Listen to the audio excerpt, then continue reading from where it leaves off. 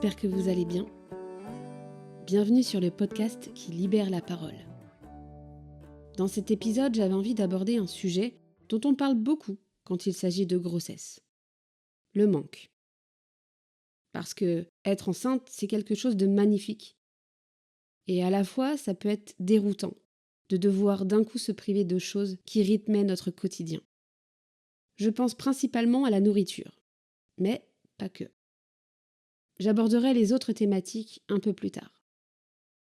En ce qui concerne la nourriture, c'est de loin le sujet qui revient sans cesse, et qui est généralement la première chose à laquelle on pense, puisqu'il y a des tas d'aliments à éviter pour ne pas infecter le fœtus. Qu'on soit immunisé contre la toxoplasmose ou non. Dès qu'on apprend qu'on est enceinte, il y a toute une pression sur les épaules, car c'est extrêmement important de savoir quoi manger. Et je me souviens que pour ma part, j'avais passé des jours entiers à faire des recherches pour savoir ce que je devais retirer de mon alimentation. C'est le premier gros stress que j'ai eu. Et avec le recul, je comprends pourquoi j'ai stressé. On n'est jamais réellement préparé à ça, tant qu'on ne tombe pas enceinte, pour la première fois. Sur Internet, on retrouve des tas d'informations, qui ne sont pas toutes justes. Donc je vous conseillerais de passer par des médecins. L'application 9 mois à croquer est vraiment géniale pour ça. Elle vous propose des recettes. Et vous avez une barre de recherche qui permet de savoir si un aliment est conseillé ou déconseillé. Ça m'a sauvé la vie plus d'une fois. Et ça permet aussi de relativiser. Car au début, on croit qu'une fois qu'on est enceinte, on n'a plus le droit à rien. Alors que c'est faux. Étant une grande viandarde, j'ai toujours adoré la viande saignante, la charcuterie, les fruits de mer, les sushis. Et ça m'a fait un choc de devoir me passer de tous ces aliments du jour au lendemain. J'ai tenté de trouver des alternatives. Par exemple, pour le pâté, j'ai opté pour le pois chiche, qui en plus de ça est très bon pendant la grossesse. Pour la charcuterie, je me suis contentée du jambon blanc. On ne dirait pas, mais c'est déjà un luxe de pouvoir en manger. J'ai pu manger de la raclette, avec du fromage pasteurisé. Passer un hiver sans raclette, ça aurait été triste pour moi. J'ai également trouvé de la mousse au chocolat, végane. Si on cherche bien, il y a toujours des alternatives. J'ai pu manger des maquis composés uniquement d'avocat. Ça paraît un peu nul, dit comme ça, mais rien qu'à voir la saveur du maquis en bouche, même s'il n'y a pas de saumon ou autre poisson cru, au bout de 6 mois, quand t'as pas mangé de sushi, le maquis avocat te fait tellement de bien. Et puis, si le saumon te manque, tu peux toujours en manger cuit. Donc finalement, je n'ai pas eu tant de difficultés avec la nourriture.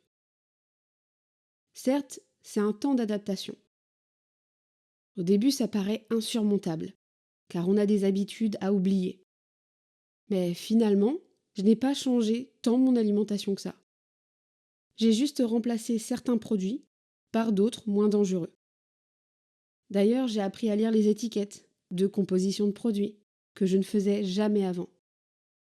J'ai appris à distinguer ce qui était bon ou moins bon pour ma santé. Et ça, je sais que c'est une habitude que je continuerai à garder, même après ma grossesse. Alors oui, le plus gros manque pour moi, ça restera la viande saignante. J'ai beaucoup de mal avec la viande bien cuite. Donc j'ai nettement diminué ma consommation de viande rouge, préférant manger quelque chose qui me fait plus envie, comme le poulet ou le porc. Des viandes blanches qui sont plus, entre guillemets, simples à consommer enceinte. Le gros hic avec la grossesse, c'est qu'il est compliqué d'aller au restaurant. Alors oui, c'est toujours possible, mais il faut vraiment avoir confiance aux cuisines, à comment est servie la viande, aux compositions des sauces, etc. On ne peut pas tout contrôler quand on va au resto. Et les risques sont forcément plus grands. Et puis, il n'y a jamais de menu spécial femme enceinte. Et d'ailleurs, il y a beaucoup de tentations avec les produits qu'on ne peut pas consommer. Je pense aussi à l'alcool, par exemple. Pour moi, l'alcool n'a été aucun problème, parce que je bois très rarement. Donc ça n'a pas été difficile de m'en passer pendant les fêtes. Évidemment, j'aurais bien aimé boire ma petite flûte de champagne, mais j'en ai senti aucune frustration. Après, il ne faut pas oublier qu'il peut toujours y avoir de l'alcool dans certains plats en sauce. Et ça aussi, c'est à prendre en compte. Quand on est au resto ou invité à l'extérieur. Dans les plats surgelés également. D'où l'importance de bien lire les compositions des produits. Une chose qui m'a manqué pendant ma grossesse, c'est le fait de pouvoir sortir comme je le faisais avant. Pour des raisons toutes simples. L'hiver étant la période propice au virus, j'ai dû limiter mes déplacements dans les endroits publics pour me protéger au maximum. Bien que je sois vaccinée, ça limite les risques, mais ça n'empêche pas de tomber malade. Et ça, trop de gens l'ignorent. Donc il était impensable pour moi de sortir comme si de rien n'était. J'ai également limité les repas en famille à cette période. J'ai déjà eu la grippe à la suite d'un repas de Noël. Quand tu restes des jours au lit, que tu mets des mois à t'en remettre, je peux te dire que tu retiens la leçon. Donc certes, ce n'était pas facile comme choix, mais selon moi, c'était nécessaire. Après, je peux comprendre que ça semble strict comme choix.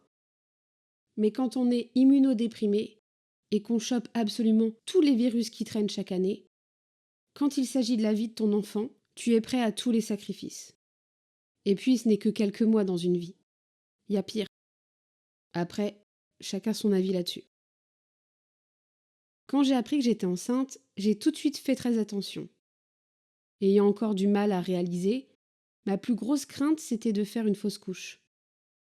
Donc les premiers mois, je me suis empêchée de faire du sport, des activités un peu trop physiques. J'ai même refusé de faire un escape game, ne sachant pas comment mon corps allait réagir face à la tension, entre guillemets, à la pression sous l'adrénaline, ou simplement le stress de l'activité. Évidemment que j'aurais aimé faire un parc d'attractions, mais ça aussi j'ai dû m'en passer.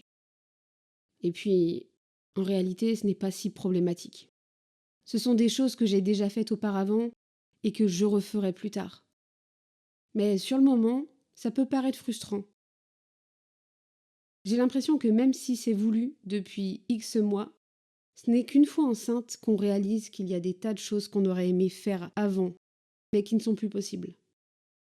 Et ça peut être frustrant pour certaines femmes, même certains hommes, qui aiment prévoir des choses en couple.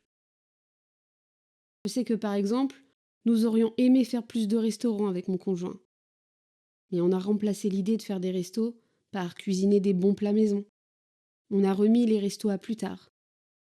Il y a toujours des solutions à mettre en place, qui peuvent se trouver être mieux que l'idée espérée de base. Ce qui m'a manqué le plus pendant mon 3e trimestre, c'est le sommeil. Si vous avez suivi assidûment le podcast, vous savez que j'ai toujours eu des soucis pour dormir.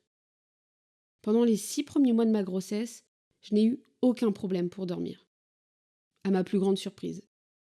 J'ai su trouver des positions où j'étais confortable.